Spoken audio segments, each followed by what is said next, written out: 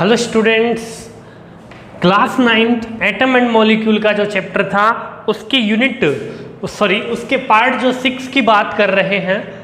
अब तक हमने जो है मॉलिक्यूल को पूरी तरह पढ़ लिया, मॉलिक्यूल जो है उसको पूरी तरह पढ़ लिया। देखिए स्टूडेंट, चैप्टर 3 के अंदर एटम मॉलिक्यूल में अब आपका जो मेन जो टॉपिक बचा है वो है एटम। एक छोटा सा topic according to this chapter, एक छोटा सा टॉपिक एटम के बारे में मैंने आपको बता दिया कि एटम में 3 एटॉमिक पार्टिकल होते हैं, EPN यानी electron, proton and neutron. Electron पे माइनस, प्रोटॉन पे प्लस, न्यूट्रॉन पे न्यूट्रल। ठीक है, तीनों के मैंने जो साइंटिस्ट थे उनको बता दिया। इनके जो हैं जे थॉमसन, गोल्डस्टीन, चैडविक। ठीक है, अब बात करते हैं एटम के कुछ रूल दिए। देखिए, law of chemical combination. Atom के अंदर सबसे पहला टॉपिक क्या आता है? Law of chemical combination. Law of chemical combination.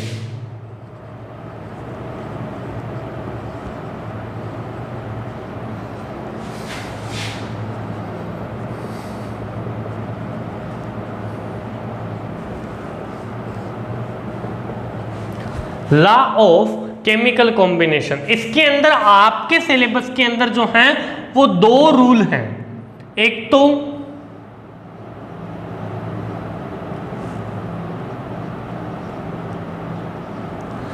Conservation of mass और एक है आपके जो डायरेक्टली दिया यहां पर, ये इसको बोल सकते हो आप कांस्टेंट प्रोपोर्शन।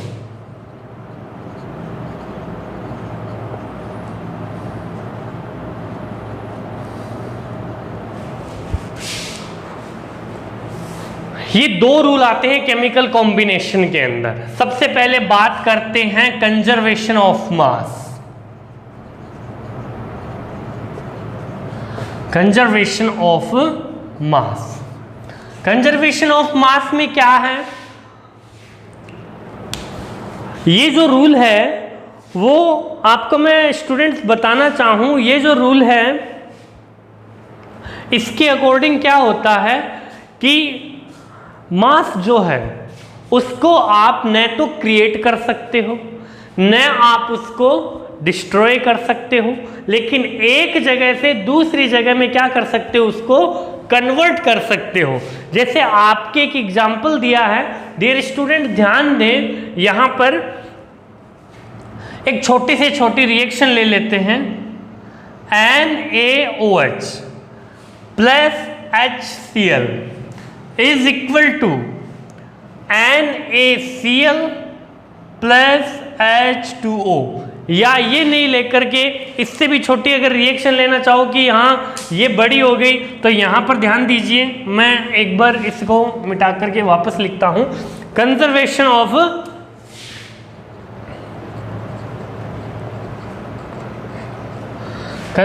Of mass. मास द्रव्यमान संरक्षण का नियम। क्या कहेंगे इसको? द्रव्यमान संरक्षण का नियम। ध्यान दीजिए स्टूडेंट्स, ये लिया, ये छोटी सी रिएक्शन ले लिया आपने। इस रिएक्शन में क्या खास बात है? देखिए स्टूडेंट, यहां पर कार्बन का एटॉमिक मास कितना है? 12 प्लस ऑक्सीजन का एक का होता है 16 इंटू ऑक्सीजन है 2, तो ये टोटल कितने हो गए?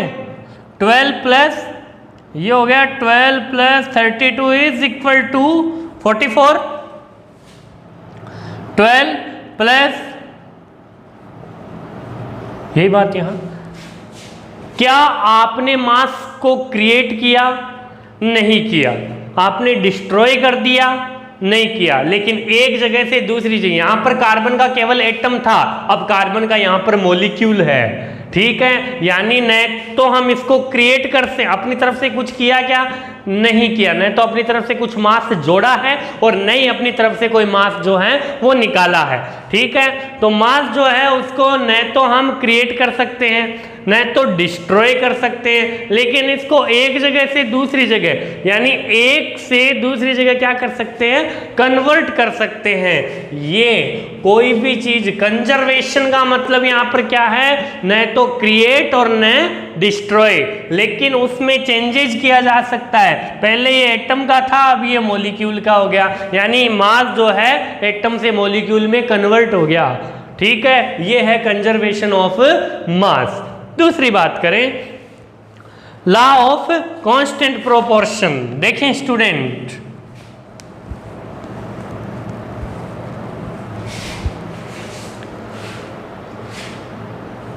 इसे लॉ ऑफ डेफिनेट प्रोपोर्शन भी कहा जाता है। देखें एक बार नाम लिखूं मैं,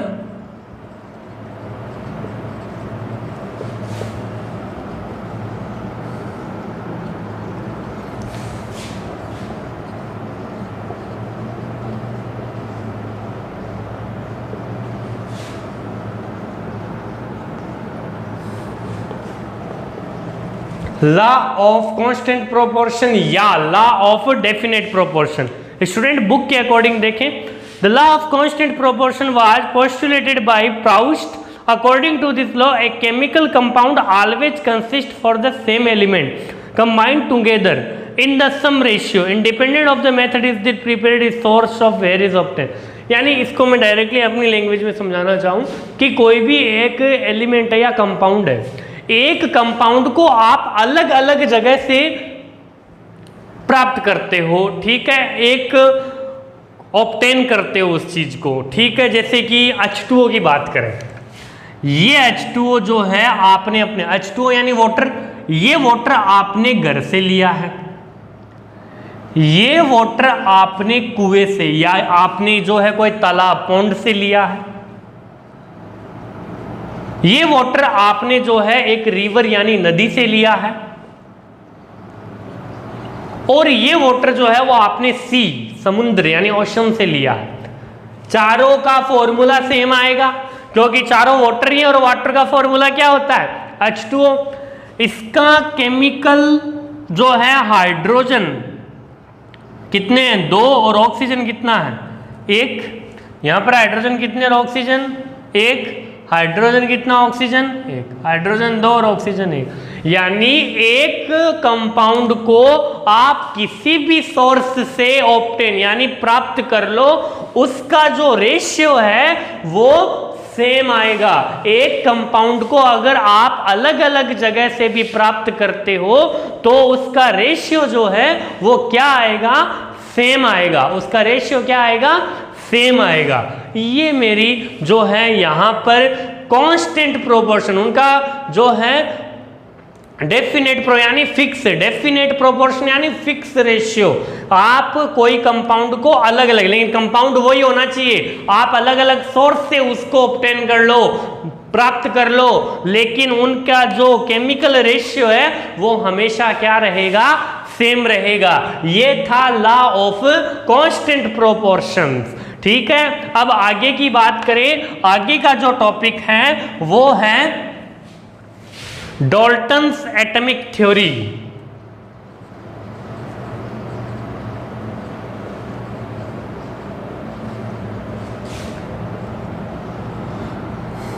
Dalton's atomic theory, Dalton's atomic theory के अकॉर्डिंग, ये मैंने आपको फर्स्ट डे बताया था, एटम की लैंग्वेज डाल्टन ने ही दी थी। एटम की डाल्टन थ्योरी क्या है, या डाल्टन की एटॉमिक थ्योरी क्या है, कि एटम जो है वो एक माइक्रो पार्टिकल है, वो एक क्या है, माइक्रो पार्टिकल है, जो कि क्या है, अनडिविजिबल है, यानी जिसको मैं तोड़ नहीं सकता। यानी एक ऐसा माइक्रो पार्टिकल जो कि अनडिविजिबल है, जिसको हम डिवाइड नहीं कर सकते। ये रहा फर्स्ट पॉइंट डाल्टन का एटॉमिक थ्योरी का। सेकंड पॉइंट क्या कहा है, atoms can not created, divided and destroyed. Atom जो होता है उसको न तो क्या कर सकते हैं, क्रिएट कर सकते हैं, क्या एटम को न तो क्रिएट कर सकते हैं, न ही एटम को डिवाइड कर सकते हैं, और न ही एटम को डिस्ट्रॉय कर सकते हैं। एटम में केवल और केवल ओनली एंड ओनली क्या कर सकते हैं, केमिकल चेंज कर सकते हैं।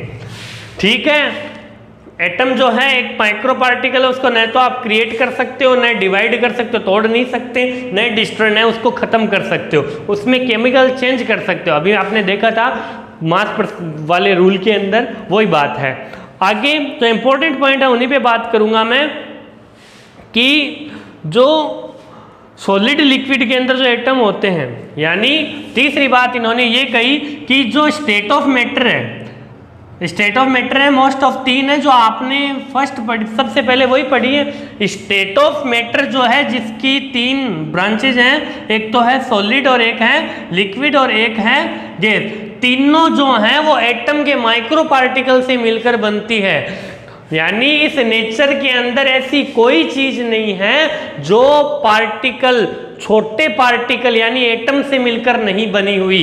ये आपकी डाल्टन्स एटॉमिक थ्योरी थी। डाल्टन्स एटॉमिक थ्योरी में आपने ये जान लिया यहां पर कि